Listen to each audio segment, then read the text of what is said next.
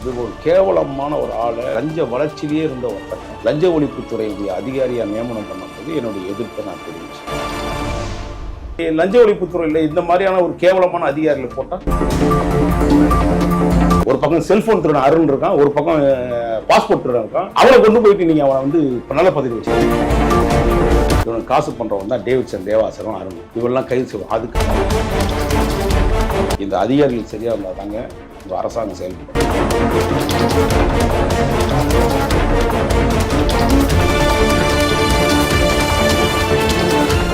வணக்கம் சார். வணக்கம் பிரதர். எப்படி சார் இருக்கீங்க? இறைவன் ஆசீர்வாதம் பிரமாதமா இருக்கும் பிரதர். சூப்பர் சார், வாழ்த்துக்கள். உங்களுடைய இந்த சட்ட போராட்டங்கள் வந்து ஒவ்வொன்றா வந்து வெற்றி பெற்றுட்டு இருக்கு. நான் தொடர்ந்து நிறைய பேசியிருந்தீங்க அருண் ஐபிஎஸ் குறித்து. இப்போ அவருடைய இந்த இடமாற்றம் வந்து நடந்திருக்கு. எப்படி பாக்குறீங்க ஓவரால்? இது உங்களுக்கு கிடைச்ச ஒரு வெற்றியா நம்ம எடுத்துக்கலாமா? குறிப்பாக சொல்றேன், என்னுடைய விஷயத்தை பொறுத்த வரையும் நான் கிரெடிபிலிட்டி எடுத்துக்கணும்னு ஆசைப்பட மாட்டேன். இந்த கிரெடிபிலிட்டி முழுக்க முழுக்க அரசு செய்த முன்னாள் இருந்த அரசாங்கத்தில் எப்படி இவங்க பவர்ஃபுல்லாக இருந்துக்கிட்டு முட்டா பீஸு முதலமைச்சராக இருந்த காலகட்டத்தில் இவங்கெல்லாம் முரட்டு பீஸாக வேலை செஞ்சானுங்க. இந்த காவல்துறை அதிகாரிகள், அந்த ஐஏஎஸ் ஆஃபீஸர்கள் சொல்ல சொல்ல எது கேட்டாலும் காதலியே வாங்காத செவிட்டு பை அரசாக தான் திமுக அரசு இருந்துச்சு. அதனாலுடைய விளைவு என்னன்னு நாம் தொடர்ந்து சொல்லிட்டு வரோம். உங்களை முட்டு சந்தை கொண்டு முதலமைச்சரை விட்டுருவானுங்க அப்படின்னு முருகானந்தத்தில் ஆரம்பித்து, சுப்பிரா சாக்கில் ஆரம்பித்து, டேவிட்சனில் ஆரம்பித்து, அருண் போன்ற அயோக்கியனை ஆரம்பித்து இவ்வளோ பேருக்கும் நம்ம முன்னா இருந்த முட்டா பீஸ் முதலமைச்சர்கிட்ட சொன்னோம். அடுத்ததாக இந்த ஆட்சி தாவேக ஆட்சி பொறுப்பேற்றதுக்கு பிறகு பல பேரை இவர்கள் யாருன்னு ஆரம்பத்திலேயே டப்னு கட் பண்ணி வச்சுருந்தாங்க. அதையும் தாண்டி முதலமைச்சருக்கு வேண்டப்பட்ட நெருக்கமான உள்ள சில நபர்கள் இந்த முரட்டு பீஸ் இருக்குல்ல அருண், முரட்டு பீஸு மட்டும் இல்லை, ஊழல் பீஸு, லஞ்ச பீஸு, பொம்பளை சமாச்சாரத்தில் கூட ரொம்ப மோசமான பீஸு. அப்படி ஒரு கேவலமான ஒரு ஆளை லஞ்ச வளர்ச்சியிலேயே இருந்த ஒருத்தனை லஞ்ச ஒழிப்புத்துறையுடைய அதிகாரியா நியமனம் பண்ணும்போது என்னுடைய எதிர்ப்பை நான் தெரிவித்தேன். காரணம் என்னன்னா, தமிழக முதலமைச்சர் திரு விஜய் அவர்கள் வந்து பொறுப்பேற்ற பிறகு இங்கே எந்த பவர் சென்டர் இருக்காது, ஒரே பவர் சென்டர், அது விஜய் மட்டும்தான் பவர் சென்டர். யாரு தவறு செய்தாலும் நான் வந்து நடவடிக்கை எடுப்பேன். முன்ன இருந்த தீய சக்தி, தீர்ந்து போன சக்தி, அத்தனை சக்திகளுமே யாரா இருந்தாலும் நடவடிக்கை எடுப்பேன். யார் ஊழல் செய்தால் நடவடிக்கை எடுப்பேன். அந்த லஞ்ச ஒழிப்பு துறையில வழக்கு பதிவு செய்யக்கூடிய ஒரு அதிகாரியே லஞ்சம் வாங்கிக்கிட்டு தன் அதிகாரத்தை துஷ்பிரயோகம் செய்யக்கூடிய அருண் போன்ற அயோக்கியர்களை நீங்க வந்து நியமனம் பண்ணது மிகப்பெரிய தவறுன்னு வாராகி மட்டும் இல்லை, தமிழ்நாட்டில் சமூகத்தின் மீது அக்கறை உள்ள ஒவ்வொருத்தருமே வந்து இதை முதலமைச்சர் கவனத்துக்கு, குறிப்பாக கடந்த ஆட்சி காலத்தில் இவர்கள் அதிகாரத்தில் இருக்கும்போது இன்றைக்கு இருக்கிற சிஎம் விஜய் அவர்கள் பிரச்சாரங்கள் ஆரம்பித்து, அந்த தொண்டர்கள் ஆரம்பித்து, அந்த கூட இருக்கக்கூடிய தலைவர்கள் ஆரம்பித்து அத்தனை பேருக்குமே பொய் வழக்கு, இளைஞர்கள், பல்வேறு விதமான சோதனைகளில் தாவேக்காக்கு கொடுக்கப்பட்டுச்சு. எனக்கு தனிப்பட்ட வன்மமோ ஏதோ ஒரு சூழ்நிலையெல்லாம் நம்ம செய்யலை. இந்த அரசு நல்ல அரசாக அமைய வேண்டும். 60 ஆண்டு காலமாக இந்த ஆட்சியும் நாட்டையும் நாசமாக்கிய இந்த காவல்துறையில் சேர்ந்த இந்த அதிகாரிகள்லாம் உங்களுக்கு பின்னாடி எப்படியாவது வேலை செய்வானுங்க. உங்களுக்கு விசுவாசமாக இருக்க மாட்டேன். அருண் போன்ற, டேவிட்சன் போன்ற, சுப்ரியா சாகு போன்ற இந்த அதிகாரிகளெல்லாம் உங்களுக்கு குழி தோண்டி புதைச்சிருவானுங்க. இவனுக்கு இதிலே ஊழல்லையே ஊர்னவனுங்க அப்படின்னு நம்ம சொன்னோம். முதலமைச்சருடைய இதை வந்து நான் எப்பவுமே சொல்றேன், கிரெடிபிலிட்டி வந்து எவன் எடுத்தாலும் அவன் ஒரு அயோக்கியன். முதலமைச்சரை தவிர மீதி யாராவது நான் தான் அருணை காலி பண்ணேன் அப்படின்னு சொல்றான்னா அவன் பெரிய அயோக்கியனா இருப்பான் ஃபர்ஸ்ட். இது முதலமைச்சருடைய நேரடியான ஒரு விஷயம். அவன்கிட்ட ஒரு அசைன்மெண்ட்டை கொடுக்குறாங்க. அந்த அசைன்மெண்ட்டு திருடங்கிட்டே சாவி கொடுக்காதீங்கன்னு நம்ம ஆரம்பத்திலேயே சொன்னோம். ஓகே, திருடங்கிட்ட சாவி கொடுத்தீங்கன்னா அருண் திருடன், திருட்டு பையன், திருட்டு புத்தியை தான் காட்டுவான். அவனுக்கு நல்ல விஷயங்கள் செய்ய தெரியாது. லஞ்ச ஒழிப்புத்துறையில் போயிட்டு அந்த ஒரு காவல்துறையுடைய ஒரு ஆய்வாளர், ஒரு பெண் ஆய்வாளரை வந்து எந்த அளவுக்கு அவன் தரங்கட்ட லெவலில் இறங்கி பண்ணான்னா அப்போ என்ன வன்மம் இருக்கும் அந்த அருணுக்குன்றது நம்ம சொல்லியிருக்கோம். அது மட்டும் இல்லை, இந்த ஆர்டிஓ ஆஃபீஸில் பல இடங்களில் இந்த பத்திரப்பதிவு துறையில் இதெல்லாம் இருந்துச்சு. நான் ஒரு ஏஐஜி பாலசுப்ரமணியன், ஒரு ஏஐஜி, ஒரு அப்பழுக்கற்ற ஒரு அயோக்கியத்தனமான ஒரு அதிகாரி லஞ்சத்துல வீடு கட்டியிருக்காங்க, அக்கா தங்கச்சி தம்பி பேர்ல வீடு கட்டியிருக்காங்க, ஒரு புகாரை கொடுத்தா அந்த புகாரை க்ளோஸ் பண்றான் இந்த அருண். ஒரு ஏஜி பாலசுப்ரமணியன்ற ஒருத்தரை ஆதாரமோட டாக்குமெண்டோட கொடுக்குறோம். அதை வந்த உடனே அவனுடைய கையால் ஆக்சுவலா அவன் மீது அவன் வந்து தான் எனக்கு வந்து இன்னொரு பொய் வழக்கு போட வைக்கிறான். அவனெல்லாம் வச்சு அவனுக்கு திருப்தி பண்ணி தரான். இந்த மாதிரி லஞ்ச ஒழிப்புத்துறையில் இந்த மாதிரியான ஒரு கேவலமான அதிகாரிகளை போட்டால் எப்படி வந்து லஞ்சத்தை ஒழிப்பீங்க? லஞ்சம் வாங்கியே பெருகிவிட்டு அப்படியே வளர்ச்சி அடைஞ்சவனே அவனை குறிப்பிட்ட லஞ்ச ஒழிப்புத்துறை போட்டீங்கன்னா. ஸோ இது சிஎம்க்கு நல்லா தெரியுங்க. இதை எவனாவது கிரெடிபிலிட்டி எடுத்துக்கிறான், நான் இல்லை, எவன் எடுத்தாலும் சரி அவன் ஒரு அயோக்கியனா இருப்பான். Okay sir. நம்மளை பொறுத்தவரை சிஎம் வந்து ரொம்ப தெளிவாக இருக்காருங்க. எதை செய்தாலும் எது தவறு செய்தாலும் அந்த தவறு செய்பவர்களை நான் நிச்சயமாக தண்டிப்பேன்னு சொல்லியிருக்காரு. இது போல தான் நானும் சில சொல்கிறேன். இன்னும் சில அதிகாரிகள் இருக்காங்க. நேற்று வந்து ஒரு நிகழ்ச்சி நடக்குது. ஃபுட்செல் இந்த இதில் வந்து பார்த்தீங்கன்னா அதோடைய செயலாளராக இருக்கக்கூடிய ஒரு ஐஏஎஸ் ஆஃபீஸர், பக்கத்தில் அமுதான்னு ஒரு ஐஏஎஸ் ஆஃபீஸர் இருந்தாங்க. அதுக்கு பிறகு வந்து இன்னொரு ஐஏஎஸ் ஆஃபீஸர் இன்னைக்கு மாற்றிருக்காங்க. யார்? உமாநாத்னு ஒரு ஐஏஎஸ் ஆஃபீஸர். அவர் மீது ஏதோ டெண்டர் சம்மந்தமாக ஏதோ முறைகேடு பண்ணிட்டாருன்னு சொல்கிறாங்க. இவனுங்க பண்ணுவானுங்க தான் சொல்கிறோம். இவனுங்க பண்ணக்கூடியவங்க தானே. இந்த ஐஏஎஸ் ஆஃபீஸர்கள் பண்ணக்கூடியவன் தான், அதிகாரத்தை துஷ்பிரயோகம் செய்யக்கூடியது தான், லஞ்ச லாவண்ட்லேயும் பெருகினவன் தான். இவங்களை வச்சு நீங்கள் எதுவும் பண்ணக்கூடாது, வெயிட்டிங் லிஸ்ட்டை போட வேண்டிய ஆட்கள் இவங்கெல்லாம். சுப்ரியா சாகுன்னு ஒரு ஐஏஎஸ் ஆஃபீஸர். கடந்த ஆட்சியில் நான் ஒரு வீடியோ தரேன் தம்பி, 2 வீடியோ தரேன். உதயநிதியை வைத்து ஒரு துப்பாக்கி மற்றும் தோட்டாக்கள்லாம் கொடுத்தோம் வனத்துறையில் அப்படின்னு அந்த வனத்துறை மற்றும் செயலாளர் இருக்காங்க. கிட்டத்தட்ட அடிஷ்னல் சீஃப் செக்ரட்டரி ரேங்க்கு.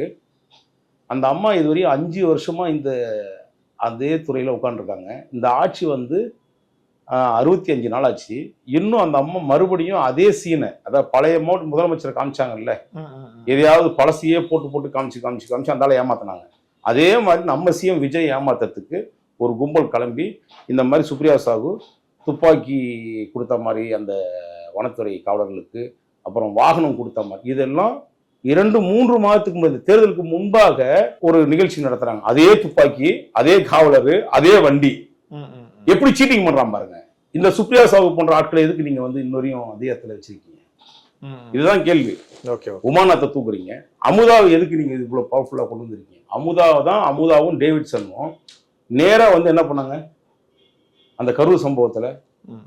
என்னமோ விஜய் அவர்கள் தான் தப்பு பண்ணிட்டாரு, அவர் தான் மற்ற 41 பேரையும் கொலை பண்ணிட்டாருன்ற மாதிரி தகவலை பரப்பி ரொம்ப மோசமான சூழ்நிலை. இந்த டேவிட்சன் போன்ற, தேவாசீர்வாதம் போன்ற, இந்த அருண் போன்ற, இந்த அமுதா போன்ற, சுப்ரியா சாகு போன்ற இவங்களெல்லாம் வந்து காத்திருப்பு பட்டியல வச்சு சம்பளம் கூட கொடுக்க, காத்திருப்பு கொடுத்தா சம்பளம் கொடுத்தாகணும். இவனெல்லாம் வந்து பனிஷ்மெண்ட்டுக்கு உருவாக்கும். நீங்க அங்கத்தான் நடவடிக்கை எடுக்க முடியும். எவ்வளவோ காவல்துறை அதிகாரி இருக்காங்க தமிழ்நாட்டில். சொல்ல முடியும். ஏடிஜிபி லெவல்ல அருணால் பாதிக்கப்பட்ட ஒரு பெண், உங்களுக்கு தெரியுமா தெரியாது, நம்ம சிபிசிடி ஆஃபீஸ் வளாகம் இருக்கு இல்லையா எங்கூர்ல, அங்க வந்து உங்களுக்கு யூனிஃபார்ம் சர்வீஸ்ல ஒரு ஏடிஜிபி லெவலில் இவங்க பேட்ச்மெண்ட், அருண் பேட்ச்மெண்ட். அவன் ஆரம்பத்திலேயே அந்த அம்மா ஏமாத்தினான். அந்த அம்மாவை கொலை பண்றதுக்கு முயற்சி பண்ணான். அந்த அம்மா அலுவலகத்தில் நீங்க யூடியூப்ல செக் பண்ணிக்கீங்க. அந்த அம்மா அலுவலகத்திலே அவன் கொளுத்தி கொலை பண்ணணும்னு முயற்சி பண்ண ஒரு அதிகாரியை, ஒரு ஈக்குவல் கேடர்ல அவங்க அதிகாரி. அதே மாதிரி பிரேம்குமார்னு ஒரு ஐபிஎஸ் ஆஃபீஸர் இருந்தார். இவன் வந்து அருண் வந்து திருப்பூர்ல வேலை செய்யும் போது வேண்டுமென்றே அவர் மீது பழி சுமத்தி, இப்போ டிஜிபி வந்து ரிட்டையர் ஆயிட்டார். அந்த நல்ல அதிகாரிகள் இவனுடைய வன்மத்துக்காக எதவன பலி கொடுப்பான். இந்த தினகரன் ஒருத்தர் ஏடிஜிபி, இவர் பேட்ச்மேன், அவர் மீது ஒரு வன்மத்தை உருவாக்கினான். ஏற்கனவே வந்து ஐபிஎஸ் ஆஃபீஸர் விஜயகுமார் இறந்துட்டா தெரியுங்களா? இவன் தான் வந்து கொலையே பண்ணான், போலீஸை வச்சே கொலை பண்ணான். இவன மாதிரி காவல்துறை அதிகாரிகளை நீங்க எப்படி வச்சுக்கிட்டு, நான் என்ன சொல்றேன், இந்த நேரத்தில் தமிழக முதலமைச்சருக்கு ஒரு கோரிக்கை வைக்கிறேன். டிஐஜி விஜயகுமார் கோயம்புத்தூர்ல அவர் சூசைட் பண்ணதாக சொன்ன வழக்கு நீங்க ரீஓபன் பண்ணி பாருங்க. அருண் தான் அக்யூஸ்ட். அருண் வந்து மூலியமாகத்தான் கொலை செய்யப்பட்டிருக்கு. அந்த அந்த அனைத்து ஆவணங்களுமே என்கிட்ட இருக்கு. அதை தான் திருட்டு போனா அந்த திருட்டு பையன் இந்த அருண் என்னை கைது பண்ணி அந்த ஆவணங்களை திருடணும் இருக்கா. இப்ப கடைசியா ஒரு மொபைல் போனுங்க, இந்த இந்த ஒருத்தர் இருக்கான் பாண்டி பஜார்ல ஒருத்தர், காவல்துறைக்கே வந்து அவெல்லாம் என்னத்துக்கு வேலைக்கு வந்தானே தெரியல. திட்டு பசங்களாம் காவல்துறை ஆய்வாளர் இருக்கான் பாண்டி பஜார்ல. இந்த முகேஷ் ராவ்னு ஒருத்தன், அவன் என் ஃபுல் செல்போனை திருடி எடுத்துட்டு போய் அருண்கிட்ட கொடுக்குறான். குமரேசன் ஒருத்தன் இன்னைக்கு வரையும் சென்னை சிசிபியில ஒரு ஏடிஎஸ்பியா இருக்கிறான். அவெல்லாம் வந்து இவனுக்கு ரிலேட்டிவ், அந்த அவன் ஒய்ஃபோட ரிலேட்டிவ். இவனெல்லாம் என்ன பண்ணிட்டு இருக்காங்க? இதெல்லாம் எங்களுக்கு தனிப்பட்ட வன்மம் கிடையாது தம்பி. இந்த அரசாங்கத்துக்கு கலங்க ஏற்படுத்தும், அவப்பெரிய ஏற்படுத்தும், மோசமான செயல்பாடு ஏற்படுத்தும். இவனை மாதிரி ஆட்கள்லாம் இன்னும் சென்னைக்குள்ள வச்சிருக்கீங்க. இந்த ஆரோக்கியம் ஒரு டிசி, அவன் வந்து இங்க ஹியூமன் ரைட்ஸ்ல இருக்கான். ஆரோக்கியத்துக்கு இங்க கொண்டு போயிட்டு இன்னைக்கு வரையும் அவனை மனித உரிமைகளை போட்டு வச்சிருக்கீங்க. இவனெல்லாம் யாருங்க பாக்குறது? மக்களால் இவ்வளவு பெரிய அவப்பெயர். பல்வேறு விஷயங்களை நம்ம இன்னைக்கு இருக்கக்கூடிய சூழ்நிலையில சொல்லுவோம். இன்னும் தமிழக முதலமைச்சர் இதெல்லாம் கூர்ந்து கவனிக்கணும். இல்லை சார், இப்போ அருண் ஐபிஎஸ் வந்து முன்னாடியே வந்து நிறைய எதிர்ப்புகள் வந்து இருந்தது. இப்ப நீங்களுமே அந்த எதிர்ப்புகள் குறித்து பேசியிருக்கீங்க. ஏன் இவருக்கு வந்து இந்த பதவி கொடுக்கிறீங்கன்னு சொல்லிட்டு. அதெல்லாம் மீறி தான் அந்த பதவி வந்து அவருக்கு கொடுத்தாங்க. சடனா இந்த மாற்றம் வந்து ஏன் நிகழ்து? ஏன்னா ஒருவேளை இப்போ அதிகம் செய்திகள் நம்ம பார்க்கறது என்னன்னா, இவர் வந்து முன்னாள் அமைச்சர் மேலாம் அந்த மாதிரி இந்த லஞ்ச ஒழிப்புத்துறையில வந்து வழக்கு போடுறாங்க. ஆனா வந்து கைது செய்ய மாட்டாங்க. முன்னாடியே இந்த அறிவிப்புகள்லாம் வந்து அவங்களுக்கு வந்து சொல்லிடுறாங்க. ஸோ இதன் காரணமா தான் இந்த இடமாற்றம்னு வந்து சொல்றாங்க. அதுக்கான வாய்ப்பு இருக்கா சார்? முன்னாள் அமைச்சர்களுக்கு, குறிப்பாக ஏவா வேலு போன்ற நபர்களுக்கு, நேரு போன்ற நபர்களுக்கு இவர் வந்து அந்த முன்னாள் இருந்த அரசியல்வாதிக்கு டபுள் வேலை பார்க்கறதுல, டபுள் எம்ஏ வேலை பார்க்கறதுல ரொம்ப தெளிவானவர் தான் அருண். மிக தெளிவாக காவல்துறை அதிகாரி பொறுப்பு கொடுத்தாலும் வேலை பார்ப்பாரு, டபுள் எம்ஏ வேலை கொடுத்தாலும் வேலை பார்ப்பார். அப்படியாப்பட்ட ஒரு குற்றம் செய்யப்பட்ட ஒரு நபர்கள், ஊழல் லஞ்சத்தில் திளங்கிய நபர்கள், அரசியல்வாதிகளை கைது செய்யணும்னு அரசாங்கம் அது என்ன ஆவணம் இருக்குது அதை பார்த்து ஆய்வு பண்ணுங்கன்னு சொன்னால் அவனுக்கு இன்டிமேஷன் கொடுக்குறான். இவனை எப்படி லஞ்ச ஒழிப்புத்துறை இயக்குனராக போடுவீங்க? சஸ்பெண்ட் பண்ணிருக்குமா வேணாம் பண்ணி அவனை கொண்டு போய் எங்கே போடுறீங்க? தமிழ்நாடு காவலர்கள் பயிற்சி நிறுவனத்துக்கு போடுறீங்க, இயக்கத்துக்கு புரியுதுங்களா? இந்த போலீஸ் அகாடமிக்கு போடுறீங்க. போலீஸ் அகாடமினா எவ்வளவு பெரிய விஷயம் தெரியுமா உங்களுக்கு? வருஷத்துக்கு 1000 எஸ்ஐக்களை வந்து தமிழகத்துல புதுசா உருவாக்கி கொடுக்குற இடம். அவன் ஒரு மாணவனா இருந்து இந்த சமூகத்துக்கு செய்ய வேண்டிய கடமைகள் நிறைய இருக்கு. இந்த இதுல அகாடமியில இருந்து வரக்கூடிய ட்ரைனிங்ல வரக்கூடிய எஸ்ஐஸ் இப்படி ஒரு கேவலமான ஒரு அதிகாரத்தை வந்து துஷ்பிரயோகம் பண்ணி சில அதிகாரிகளை கேவலப்படுத்தினவங்க கொண்டு போய் நீங்க அதுல போட்டுருக்கீங்க. அவனெல்லாம் வீட்டிங் லிஸ்ட்ல போட்டு வச்சுக்கணும், அவனமா சஸ்பெண்ட் பண்ண வேணாமா அவனை? இப்ப அதுக்காக நம்ம அவரை சும்மா வச்சுட்டு இருக்க முடியாதுல்ல சார்? சும்மா வச்சுக்கிறது இல்ல சார், அவன் தான் அயோக்கியன்னு எத்தனையோ சொல்றாரு. எனக்கு நேஷனல் ஹியூமன் ரைட்ஸ்ல இருந்து கிளீனா அவனுக்கு ரிப்போர்ட் போடுறாங்க. 3 நாளுக்கு முன்னாடி இந்த மாதிரி தவறுகள் செஞ்சிருக்கான், அவனை வந்து நடவடிக்கை எடுங்கன்னு சொல்லி போடுறாங்க. இதுக்கப்புறம் அவனை எப்படி வச்சிருப்பீங்க? ஒரு அதிகாரம் கை, இப்ப நீங்க அகாடமின்னு சொல்றீங்க, அகாடமி என்ன அது? போலீஸ் அகாடமின்றது எவ்வளவு? ஒரு 1000 இளைஞர் கொடுக்குற இடம், அந்த ஒரு நல்ல மாணவர் உருவாக்குற இடம். அந்த இடத்துல போய் போடலாமா? ஒருத்தன் ஃப்ரெஷ்ஷா வரான், மாணவ பருவம் நம்ம ஏன் எதிர்பார்க்கிறோமா? ஃப்ரெஷ்ஷா ஒருத்தன் வந்தான்னா சமூகத்தை ஏதாவது நல்லது செய்வான்னு நினைச்சு அவனை அழுக்காகிடுவானே 1000 பேரையும். இந்த அருண் இவனை மாதிரியே சொல்லி கொடுப்பாங்க. இப்படியாப்பட்டவனை கொண்டு போய் நீங்க எப்படி அகாடமிக்கு போடுறீங்க? இந்த டேவிட்சன் ஒருத்தர் இருக்காரு, ஒரு பக்கம் செல்போன் திருடன் அருண் இருக்கான், ஒரு பக்கம் பாஸ்போர்ட் திருடன் இருக்கான். அவனை கொண்டு போயிட்டு நீங்க அவனை வந்து நல்ல பதவியில் வச்சிருக்கீங்க. சென்னையில இருக்கலாமா? அவனுங்க கொண்டு போய் ராம்நாட்லயோ இல்ல மண்டபத்திலேயோ அல்லது நாகர்கோயில் இருக்கிற பஸ் டிப்போலயோ அவனுக்கு பஸ் துறைக்கு விட்டுக்கூடாது. ஐபிஎஸ் அதிகாரின்னா அவனுக்கு ஒரு மரியாதை இருக்கணும். அவன் பார்க்க போலீஸ் அப்படி கம்பீரம் இருக்கணும். குறுக்கியெல்லாம் போலீஸா போட்டு வச்சிருந்தீங்கன்னா இப்படிதான் நடக்கும். இது வந்து முதலமைச்சருக்கு நம்ம சொல்ல வேண்டிய விஷயம். அதை நான் ஆதங்கத்துல சொல்றேன், வழியில சொல்றேன், வேதனையை சொல்றேன், எதுவான சொல்றேன். எனக்கு ஒரு சமூகத்து மேல் அக்கறை உள்ள எனக்கே இவ்வளவு பிரச்சனைகளும் சூழ்நிலைகளும் உருவாக்கி பொய் வழக்கு போடுற ஒருத்தனை அவனை இன்னும் எப்படி சார் உயிரோட விட்டு வச்சிருக்கீங்க? அவன் நடமாட்டமா விட்டு வச்சிருக்கீங்க? எத்தனை பேர் கொலை பண்ணிருக்கான் தெரியுமா சார்? அவன் எத்தனை போலி என்கவுண்டர்கள் அவன் மேல. இந்த மாதிரி பல தவறான செயல்பாடுகளையே செஞ்சுட்டு இருக்க ஒருத்தனை கொண்டு போய் நீங்க போலீஸ் அகாடமியில போடுறீங்க. இதெல்லாம் வந்து தமிழக முதலமைச்சர் கவனத்துக்கு இதை கொண்டு மறுபடியும் சொல்றோம், இதையெல்லாம் மாத்துங்க. இவனை அப்புறம் ஆட்கள் எல்லாம் எங்கேயாவது ஒரு இடத்த போட்டு இவனெல்லாம் பஸ் துறைக்கு விடுங்க, கிரீஸ் அல்ல விடுங்க. சரி, இப்போ அதே மாதிரி அருண் ஐபிஎஸ் மேல வந்து நிறைய ஊழல் வழக்குகள் வந்து ஒரு பக்கம் இருக்கு. அவர் இன்னும் சில நாட்கள்ல கைதாகிறதுக்கான வாய்ப்புகளும் இருக்குன்னு வந்து சொல்றாங்க. நிச்சயமா. ஐயோ, நான் இப்போ ஒன்று சொல்றேன். 2 பேர் தமிழ்நாட்டில் முக்கியமாக திருட்டு வேலையே முக்கியமாக வச்சுக்கிட்டு லஞ்சம் லாவணத்தை மட்டும் பெருக்கிக்கிட்டு இவனுக்கு காசு பண்ணுறவன் தான் டேவிட்சன், தேவாசரம், அருணும். இவெல்லாம் கைது செய்வோம். அதுக்கப்புறம் 2 பேர் இருக்கான், 3 எழுத்துக்காரனுங்க 2 பேர் இருக்காங்க. ஒருத்தன் எல்லாம் தமிழ்நாடு முழுக்க இருக்கான், ஒருத்தன் எங்கேயோ வந்து ரயில்வே பொறிக்கிட்டு இருக்கான்னு நினைக்கிறேன். அந்த இன்னும் 2 பேரும் நான் விளக்கம் கொடுக்குறேன். இவனுங்க சீட்டிங் பண்ற அதிகாரிகள் ஒரு 3 எழுத்து இருக்கானுங்க. இவனுங்க எல்லாத்தையுமே சிஎம் வந்து கையெழுக்கணும். ஏன்னா இதனால தமிழ்நாட்டுக்கு இன்னும் இருக்குது 5 வருஷம் ஆட்சி ஆளணும். இந்த அயோக்கியர்கள் ஆட்சி எழுதுங்க, இந்த அதிகாரங்க, இந்த அதிகாரிகள் சரியா இருந்தால் தாங்க இந்த அரசாங்கம் செயல்படும். நான் சொன்ன முன்னாடி இருக்கக்கூடிய ஐஏஎஸ் ஆஃபீஸர்களையும் இப்போ இருக்க சொல்லக்கூடிய ஐபிஎஸ் ஆஃபீஸர்களும் தமிழகத்தில் அறவே ஒழிக்கப்பட வேண்டியது. தமிழகம் ஏற்கனவே 60 ஆண்டு காலம் நாசமாக போச்சு. திமுக, அதிமுக எவன் வந்தாலும் சரி.